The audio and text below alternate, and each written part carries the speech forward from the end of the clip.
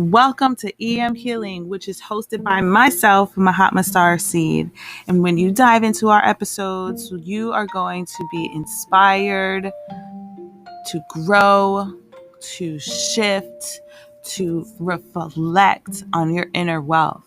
If you are looking to find a new way of living, you have found it. So enjoy this wonderful episode that we're tuning into right now.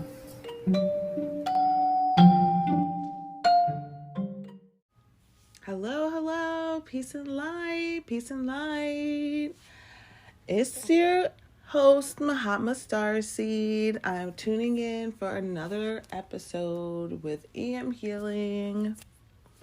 I am so happy and thankful to tune in once again. I really hope that y'all checked out this weekend's conversation that was just posted, healing through our truths of transition. I know that being able to confront some of these stories are not always easy. And that's why I open up these conversations. I allow myself to invite different guests from all over the world, and hear insights that are somewhat familiar, not familiar, and stepping into those conversations is so pivotal. It's so releasing. It's so expressive. So it's my way of, showing and sharing how I get to transform my life and my being. And because it's very important to see how we can invite different versions of this world into our life and see how we can really converse. That's one of my ultimate hot topics, of getting a really dynamic set of people in a room from different wakes of life and getting them to have a conversation where their main focus and goal is to remain calm and steady. So many of us have been put into conversations that don't really allow us to breathe, that don't really allow us to express ourselves. So it seems like that's what we're going to be talking about for today. Really practicing how can we get into these conversations and give ourselves the space to talk authentically, as well as allowing ourselves to give the space to others to talk authentically. And that goes across the board for so many conversations that we have in life that we just don't really step back and realize, am I really giving authentic feedback, or am I just giving back a programmed response that I think that you want to hear that's going to help you tell me what I need to hear? And let me be the one to tell y'all, at this point in time, pushing through other people's programming is not optimal, We really have to strive for authenticity. We have to trust that our people have a capability to be authentic, even if they're not able to say the right answer, the truth. They are going to give you a real response, even if it sounds very structurally programmed. We must open our ears enough that we allow our ears to see what's going on. That's really capitalizing on our senses when we merge them together and allow them to work as a unit. And our eyes see so much, but when we practice hearing and seeing what we're hearing, and hearing what we're seeing, that completely changes a very big dynamic, because we get to stay clear and confident and clarity filled with what we deserve to hear and what we desire to walk forward with. So what are some of my truths and trends that I'm transitioning through right now? I have been sharing and expressing me going through my healing journey of the concussion experience that I had. And I'm working on that. That doesn't go away just so quickly. I have spoken to concussion survivors that have experienced long-term symptoms for more than 6-7 years. So I am like halfway through that part of people's realization, because I haven't spoken to anyone that had like a concussion like 12 or 20 years ago. So I'm not really privy to understanding where I can get my body to besides what I know now. So I clearly understand that this is a journey that I am on. It is not a quick stop, on the tour of life. So I'm still working on just finding like the right doctors, the right clinical help. I've gotten a lot of holistic help that has gotten me through a lot of rough patches, a lot of tough moments. However, I am an advocate of blending holistic care and clinical care. I feel like they both matter. They both need to be brought together. So right now I'm doing it manually myself. There's no automatic service out in the world right now that is really giving and applying both to all of the levels of what people are experiencing that need medical attention or require medical attention. So today I'm going to a concussion doctor. I'm doing my best to be prepared for it. I've wrote some notes because no matter how well conversed you are, the truth is that stepping into those doctor's appointments, especially now, post the vid, it's completely different experience. It's even more uncomfortable for me because, they have these mask restrictions and it's very tightening and constricting for me. And so I'm doing my best to make sure that when I go to these places that I'm prepared before, because when I'm in there with this, wearing this mask, I have to hold it so I can talk. I really can't let it sit over my face for long. I can't breathe in those things. My face will hyperventilate. Like it's not a cool place. However, I need to go see some of these doctors. I need to figure out how to get through this. I'm actually going to ask them about like if they can help me with, being able to get around this mask problem. Somebody actually told me, talking to people about it, people will give you some suggestions. And I really firmly believe that if I just tried to act like I was fine, I wouldn't get suggestions. No one's going to see that I have a concussion. They're not with me 24/7. And a lot of people are not realizing that our ailments are not always going to stick out for people to be concerned about. We need to share that with people.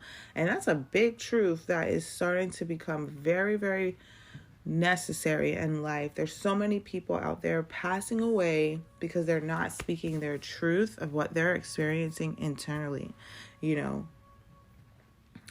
One good example is Chad Boswick, the star of Black Panther that passed away of cancer. Nobody knew that he had cancer. It was very hush hush. And I'm a very strong believer of like when you feel like you have to hide your illnesses, your sicknesses, your hurt, those things fester and create even worse outcomes. So we need to help ourselves push through these types of conversations in order for us to get better. That's why I had Maria on the last show. Was very thankful for her to come through with her explanation. You know, she's a coach that helps step parents. You know, how amazing is that? There 10 or 20 years ago, we were not seeing people helping the secondary family or the recreated family or the reinvention family, you know. And now we got people that are like, come on, y'all, like, we don't need to make it this difficult. You know, there's so many people lives that are affected when there's a union happening, and when there's already life that has happened before the union. You know, we need to find a way to foster a great connection so that things can be more stable and calm and resilient. And being thankful to attract individuals out there that can support and help us is what I'm here for. It just makes me so happy. You know, I'm so thankful for what the EM Healing platform has brought forward for me in terms of my co-host, in terms of what it has invited me, because, you know, I've been promoting and sponsoring and the improvement of connecting with this beautiful drink, Magic Mind.